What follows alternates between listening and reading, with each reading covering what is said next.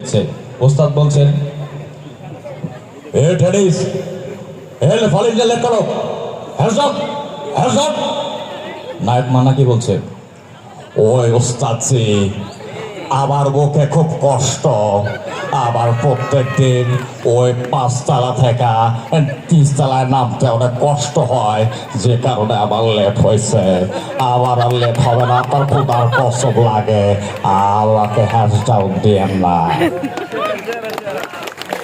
তো এরপরে নায়ক ওমর সানি তার এই ট্রেনিং ভালো লাগতেছে না, তার ইচ্ছা সে বিভিন্ন জায়গায় ঘুরে বেড়াবে, ট্রেনিং তার করবে না। তো তার ক্লাসমেটকে কি বলছে, প্রিয়া তুমি আমাকে কোথায় নিয়ে এলে?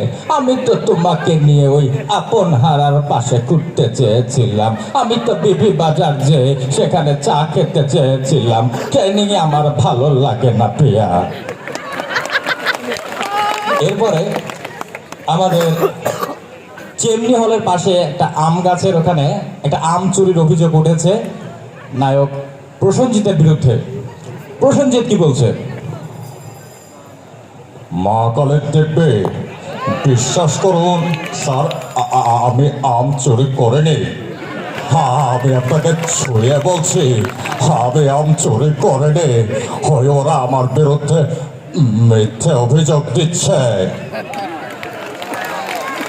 এরপরে আমাদের ক্লাসরুমে নায়ক অনন্ত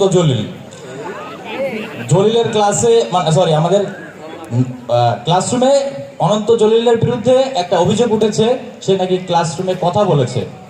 ইন্সট্রাক্টর বলছে এ তো কথা বলে। এবার নায়ক অনন্ত জলিল কি বলছে, স্যার মৃত লাশকে কখনো কথা বলতে শুনেছেন? আমার বিরুদ্ধে যে অভিযোগটা উঠেছে এটা একটা মিথ্যা কথা, একটা মিথ্যা কথাকে আর অনেকবার মিথ্যা বলার পর সেই মিথ্যা যদি মিথ্যা হয়ে যায় সেই কথাটা কিন্তু মিথ্যাই থেকে যায় স্যার। ধন্যবাদ সকলকে, পরে আরো হবে, এখন বিদায় নিচ্ছি।